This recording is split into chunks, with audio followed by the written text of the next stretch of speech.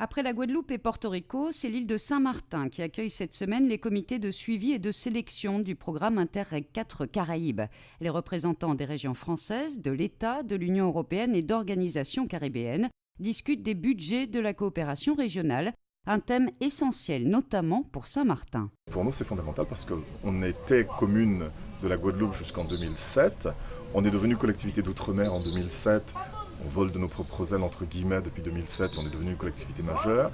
À charge pour nous aujourd'hui d'avoir une politique de développement dans laquelle il y a un vrai volet de structuration et d'équipement du territoire qui correspondent à des besoins et qui nous permettent justement de continuer d'avancer. Donc, Interreg pour nous, outil fondamental. Depuis 2007, le programme Interreg 4 a permis de financer plus de 40 projets issus des îles françaises et tournés vers la Caraïbe. Les budgets se comptent en millions. Le fonds Interreg 4 représente à peu près 63 millions d'euros qui doit être partagé entre les différentes régions, Guadeloupe, Martinique, Guyane et Saint-Martin, pour des projets de coopération qui sont d'ordre soit transfrontalier, soit transnational.